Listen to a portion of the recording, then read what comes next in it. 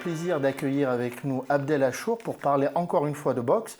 Alors, un gala le 23 novembre, on va parler de ce gala avec 2 ceintures.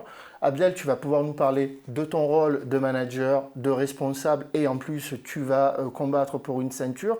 Mais avant de parler de tout ça, moi, pour se mettre dans l'ambiance, je voudrais qu'on regarde un petit teaser qu'on a fait. On a volé quelques images de tes précédents combats et on a fait quelque chose pour se mettre dans la hype. J'espère que vous le retrouverez après aussi sur les réseaux. Nous, on a pris beaucoup de plaisir à le faire.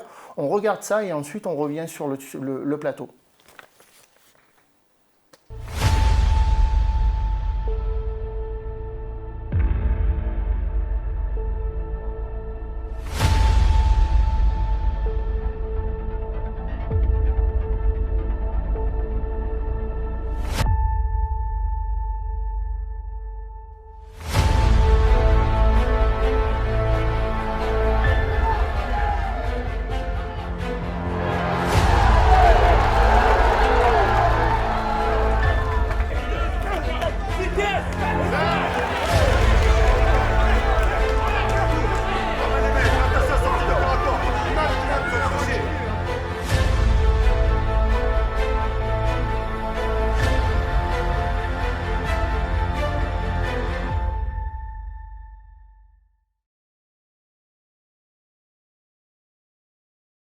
On se remet dans l'ambiance. Yes. Abdel, à toi, donc peut-être nous dire quelques mots d'abord sur toi, sur ton rôle de directeur du NAPA, et ensuite ce qui nous amène, c'est le gala, acte 6, After Dark, après l'ombre, la lumière. Bonjour Jamel, tout d'abord merci de me recevoir sur votre plateau d'Anonymal. Donc c'est ça effectivement, samedi 23 novembre à 19h, on organise notre 6e événement, notre 6e gala sur la commune de Venelle. L'After Dark avec 6 combats professionnels dont 2 ceintures majeures, à savoir un championnat d'Europe qui sera le main event de la soirée, un combat franco-français entre 2 locaux, Bruno Suras et Diego Nacho, et en co-main event mon championnat de France qui sera une revanche face à Kodio Yetonion, le Bordelais. Ce Bordelais que tu as rencontré il y a pratiquement pile 1 an à l'Arena. Donc là, c'est une revanche. Comment tu prépares cette revanche? Donc c'est ça, j'ai rencontré Kodio il y a maintenant 1 an. Donc c'est l'année dernière à l'Arena où le titre de champion de France était en jeu également. Une certaine frustration car je perds ce combat au point sur une décision partagée. D'un misérable point. J'ai eu du mal à digérer cette défaite, d'où un peu le nom de ce gala, l'After Dark.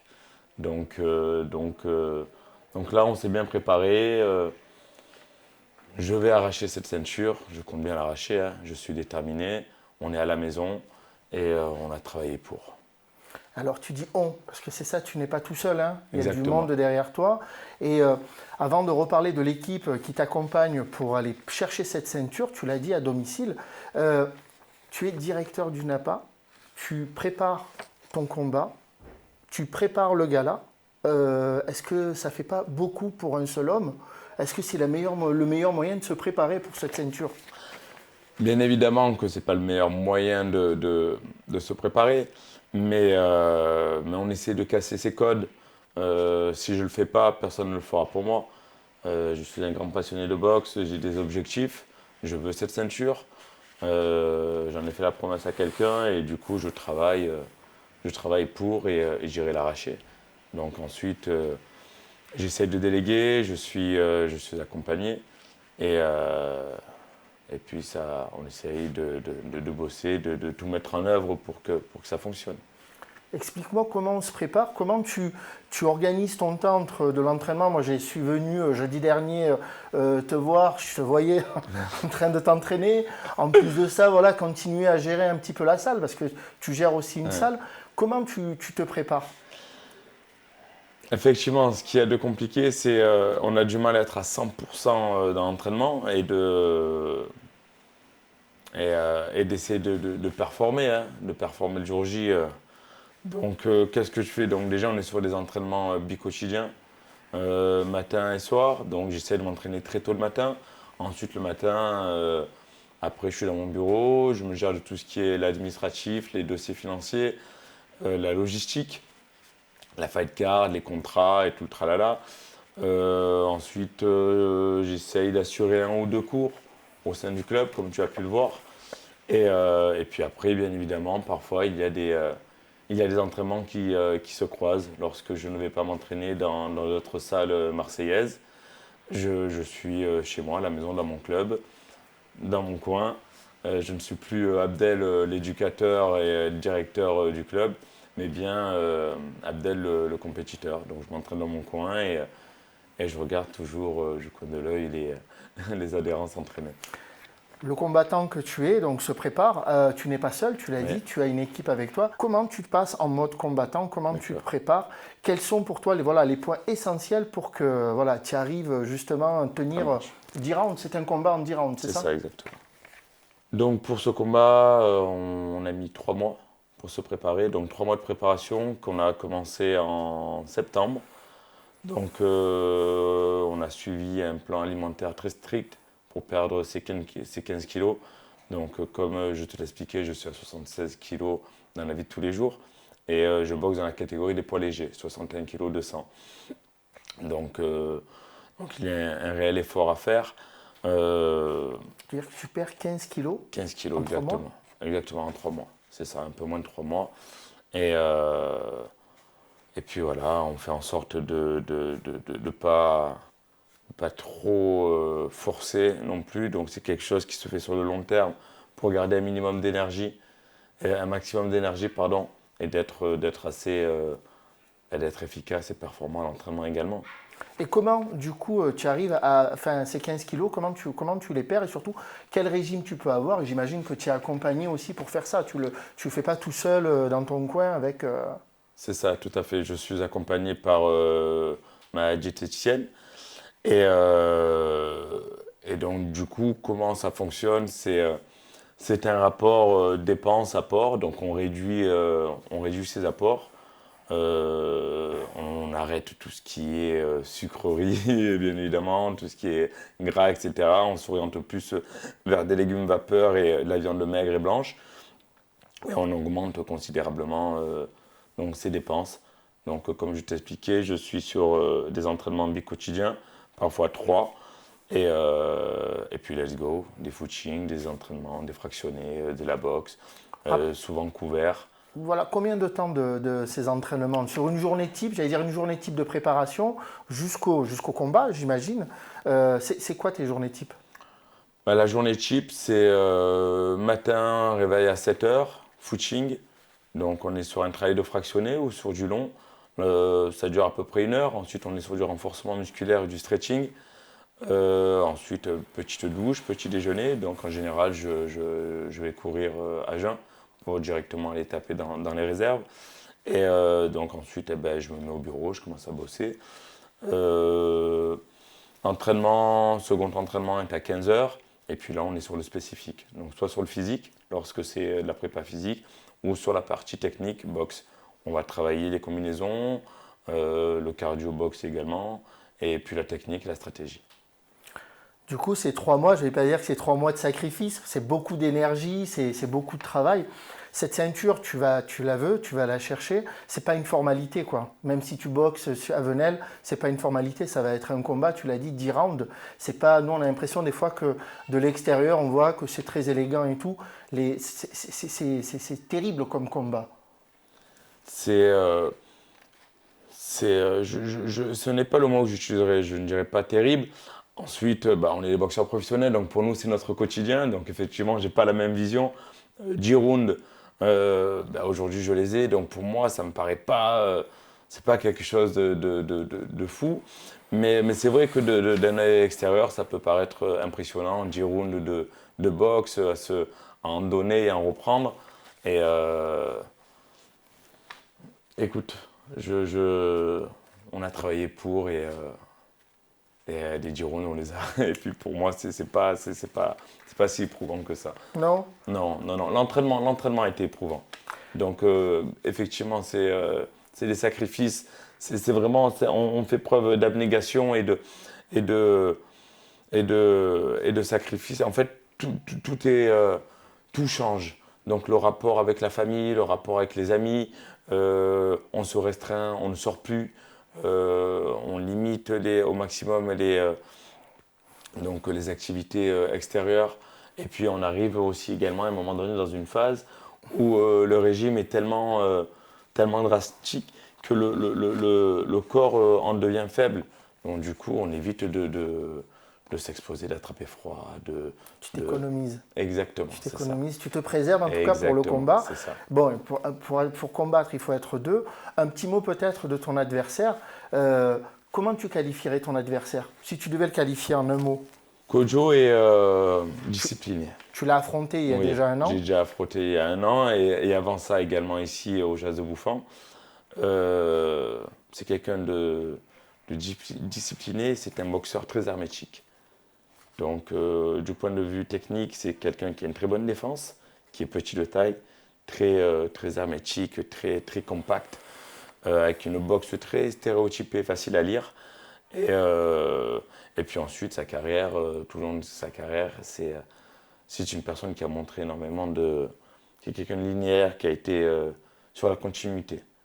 On peut le rappeler, hein, il a une carrière, bon, en tout cas son palmarès c'est 25 combats, dont 14 victoires, 14 victoires dont 1 par KO, 8 défaites et 3 nuls.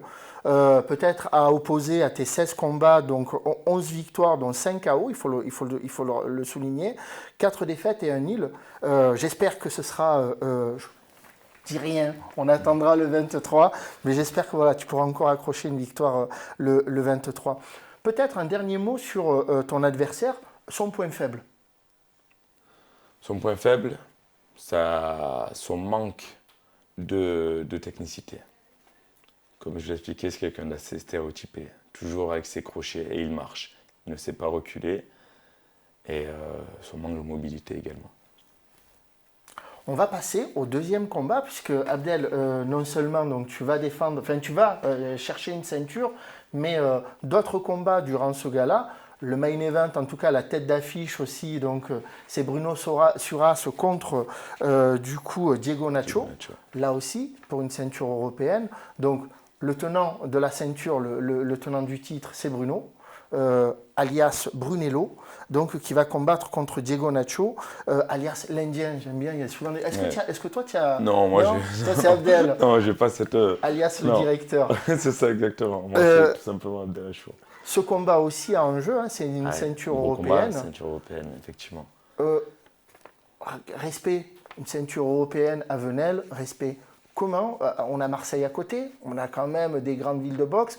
La semaine dernière, on recevait ici le président du comité départemental de boxe qui nous expliquait aussi le rapport entre, j'allais dire, la périphérie de Marseille et Marseille. Comment on se retrouve, le NAPA, le Noble Art du Pays d'Aix à Venelle, à pouvoir avoir un championnat de France, un championnat d'Europe?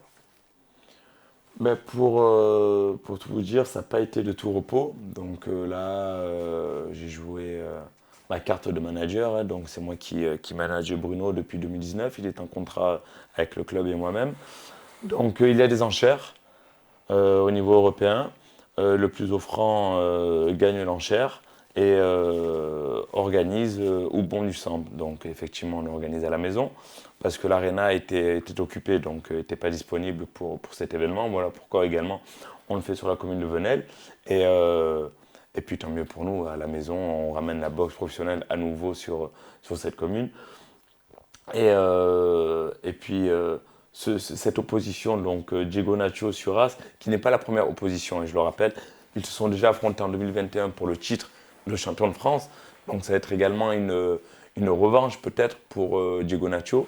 Parce que durant cet affrontement, c'est Bruno Suras qui l'a emporté, qui est toujours invaincu à ce jour. Donc très belle opposition, je l'ai expliqué, parce que Bruno Suras est quelqu'un d'aérien, un technicien. Donc ça va être la technique face au punch.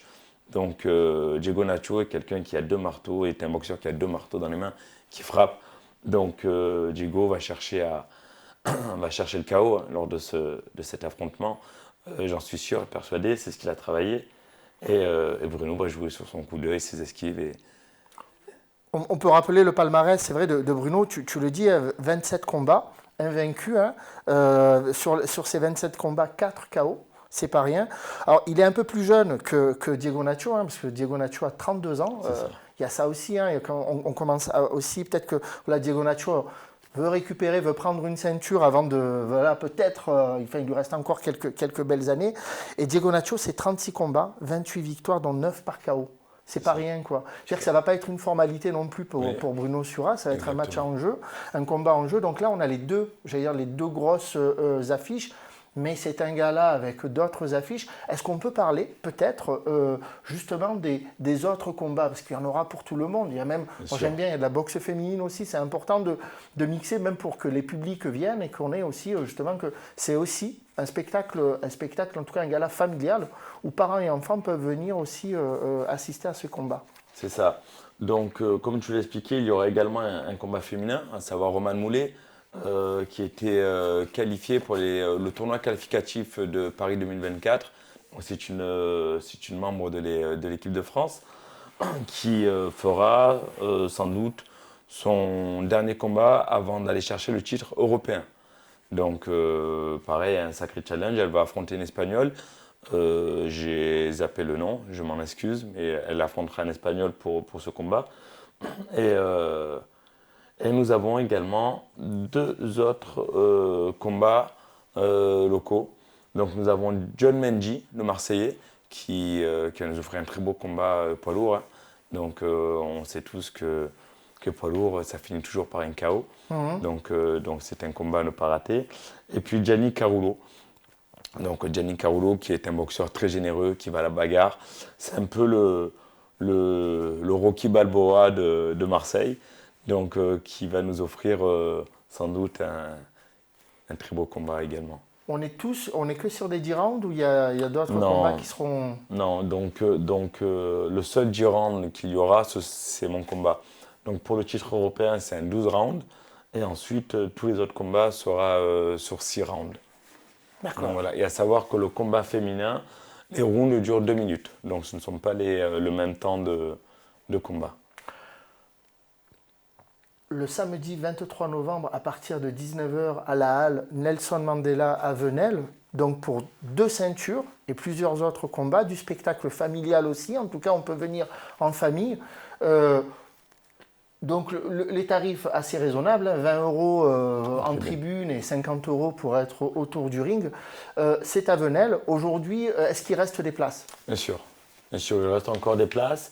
Donc pas énormément, donc il faut vite se jeter sur la billetterie, que l'on peut retrouver d'ailleurs sur le Facebook du club, sur Hello Asso et également sur les réseaux sociaux du club Napa.